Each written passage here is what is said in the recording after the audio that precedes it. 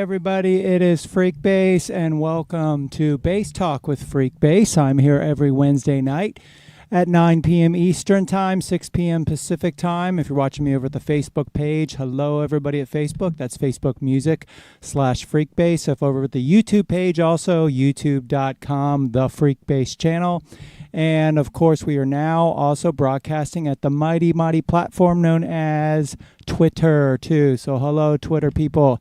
Thanks for hanging out with me for a little bit. We are here each week and we talk everything bass related, whether it be techniques or bass breakdowns of songs or pedal reviews or unboxings, you name it, we do it. And so for this week, what I wanted to get into, there's a lot of when I'm playing bass lines here, even when I'm just kind of jamming around, whether I'm doing it here or you watch me over at my Twitch channel, which is twitch.tv/Freekbass. A lot of people are asking me different things I'm doing technically, and sometimes I'm doing stuff and I don't even realize I'm doing stuff. Like I'll do something when I'm doing like a funky line or something, and I don't even realize I'm actually doing it. And one thing that I have a tendency to do a lot when I kind of go back and watch some of the thing I do to kind of give my bass line a little more personality is I use a lot of slides, like sliding into notes. And I really like the way that sounds. It's, as much as I talk about different bass players that have been influences on me, one of my probably biggest influences as a bass player is not a bass player, and that's Mr. Bernie Worrell. And Bernie,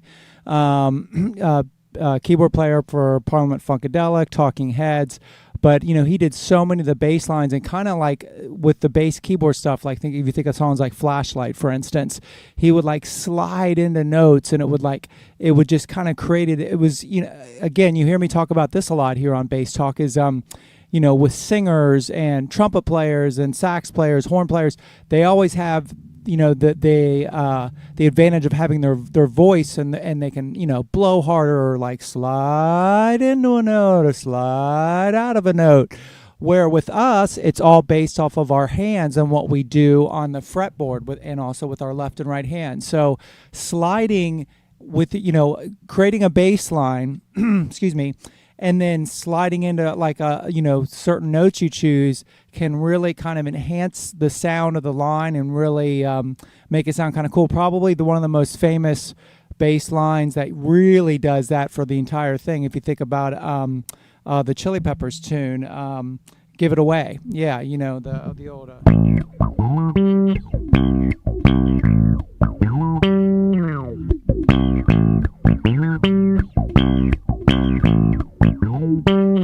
Flea is just like going crazy with sliding on that thing there too as well. So this is, man, my speaker is cable's going crazy. It's like a little snake attacking me over here on my left. So yeah, it's a really cool technique for enhancing your bass lines. And so you heard that little line I was doing at the beginning. Well, like I always try to do, I try to show an example at the beginning of using whatever technique we're going to do. It's this little groove I put together.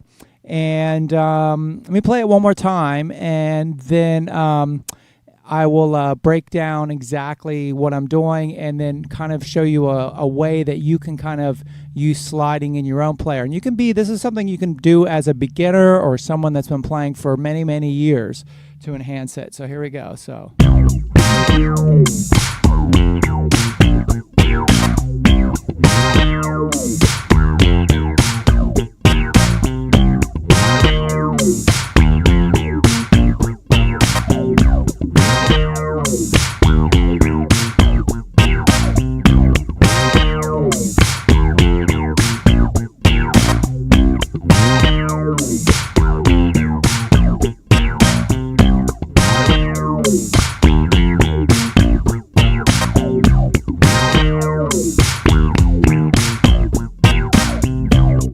Yeah, and so that's the line I was using. So what I'm doing a line in C minor. So what we're doing, I'm starting on this I'm starting on this lower C note, just third fret on your A string, and then I'm sliding up to the octave, and I'm doing the octave on the D. You know, obviously you can hit your octave by just going, you know, it's on the G string with 2 frets and 2 strings higher. But I wanted to have, the reason I chose the D string to slide into that C, a couple reasons. One, it gives me a lot more real estate to slide up. You know, if I do it on the G string, I don't have as much real estate. Also, the D string is actually physically thicker than the G string, and that's another thing. We've talked a little bit about this on Bass Talk with Freekbass, but you know, choosing what string you do a bass line on is so important. That's one of the coolest things about bass, is because every string has got such a different timbre to it because of the and tonal quality to it because of the thickness of the string, you know, and what that does. So anyway, so going back to the bass line. Now, let me play it with just isolated here, which is a good thing to do. So we got.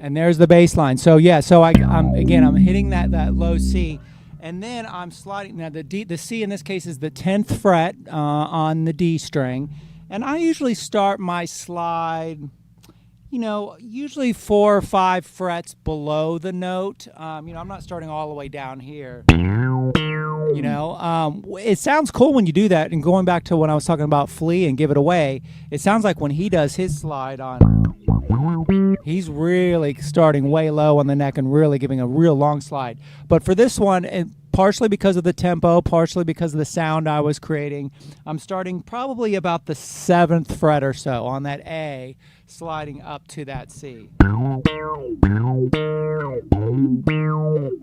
then as soon as I hit that note I'm sliding from, I'm not giving it enough time for you to hear the note that much. Like it's not like you're hearing,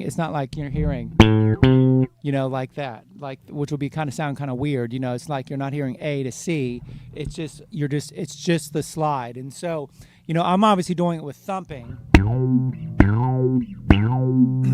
And I think probably the hardest thing with sliding into notes on bass, and this is what I would suggest practicing this week, is hitting that target cleanly. So, you know, whatever note you choose, if you want to mimic the bass line I'm doing, that's awesome. Or if you want to make your own up, that's cool too. But whatever, just choose a note. And in this case, we're going to say C, 10th fret on the D string. And then I'm going to just practice just sliding up to that note. Maybe even from a few different destination points would probably be good too. So you can even do it finger style.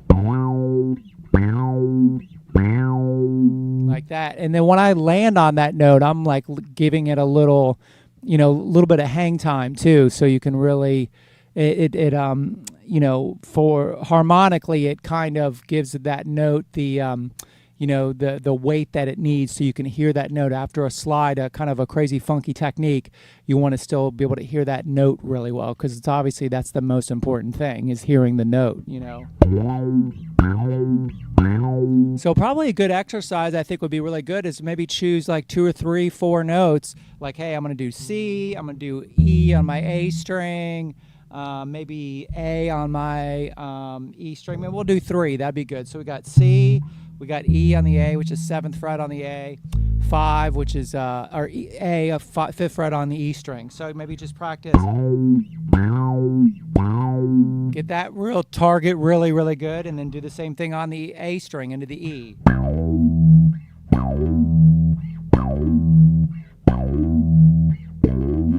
Whoop, kind of a little sloppy there. And then on the, you know, do it on the E string up to the A. The other thing I like about it, especially if you're playing in a minor key, See when I'm on the C, I'm going straight up to that E flat on the, which is the 8th fret on the G, which is, a minor third above the C. Do that thump and pluck style, or that style too as well. You could do that with the E too. Or with the that's kind of what Flea does on Give It Away too. He's sliding all the way up to this E on the 14th fret on the D string and hitting the minor third G up here like that. So, and it's just a great technique just to add a little bit of flavor to your bass lines. You don't want to go overboard with the sliding because it'll be, but let me say one last thing before we get done. Another really cool thing is I like actually to slide, not even a note, like you'd be playing a bass line, like.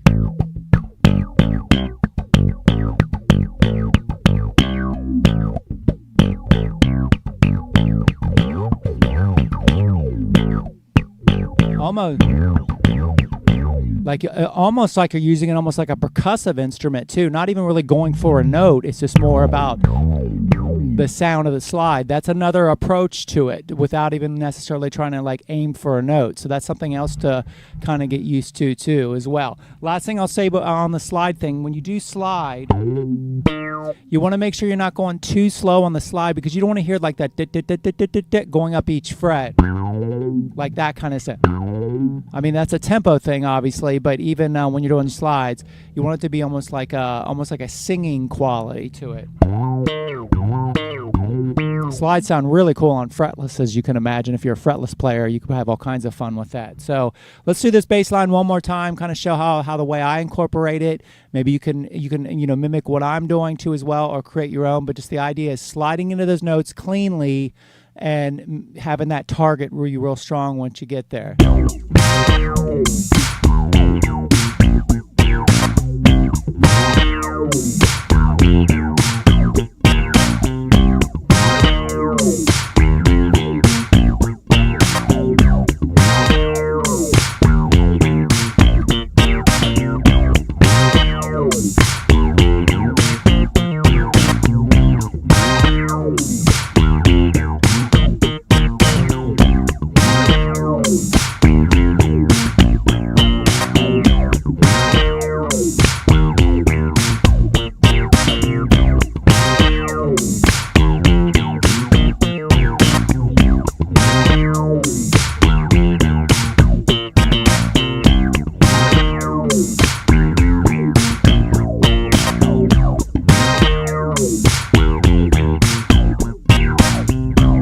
And there you go. That's it. So sliding on bass, using slides to create bass lines. That's what this week's about.